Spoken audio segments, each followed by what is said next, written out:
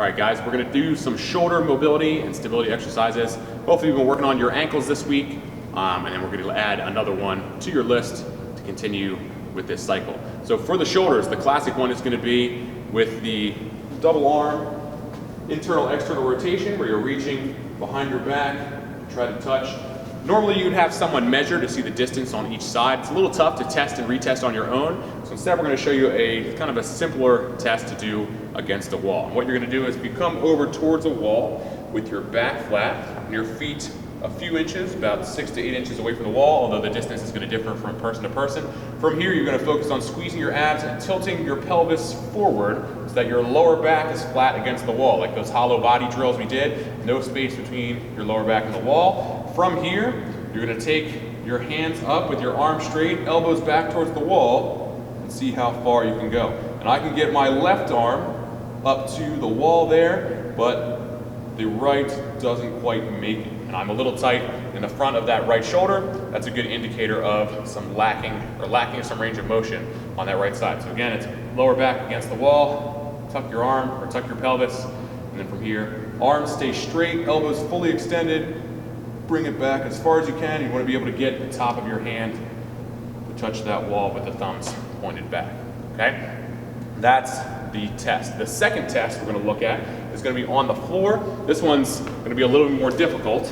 And this works as both a test and a stabilization drill. In the future, you can use this to kind of train the shoulders a little bit.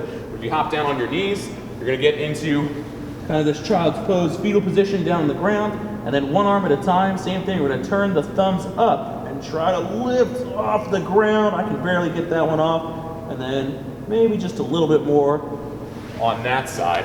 And that's the two tests that we're going to look at for the shoulders. After you do your tests, just like last week, we're going to do some stretching.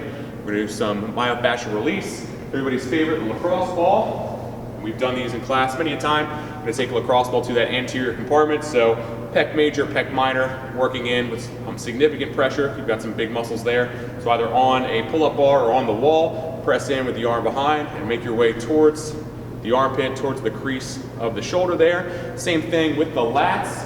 You're gonna work that lacrosse ball into the meat of that muscle along the side of your ribs in the back there. Again, leaning against the wall with that arm overhead.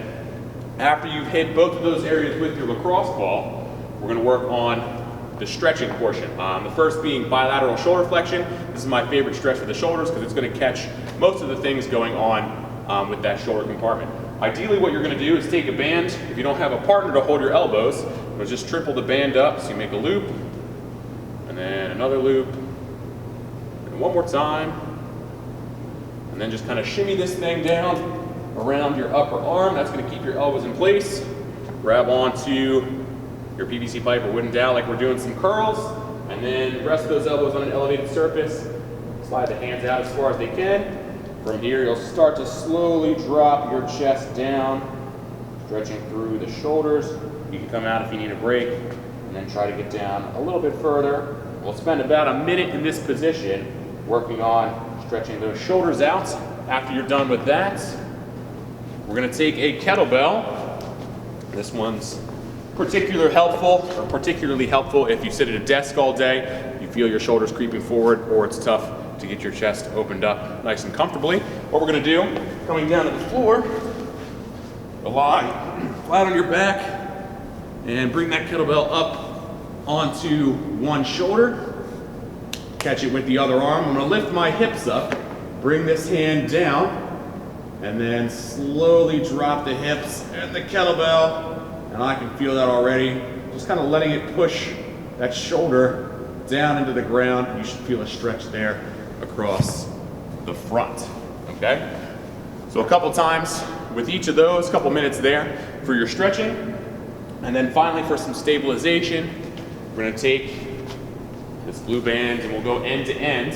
And we normally do a shoulder distraction with the blue band. Palm up, grab on. You walk back to pull that shoulder out. That's another good stretch for the lats, but it's kind of redundant after your bilateral shoulder flexion.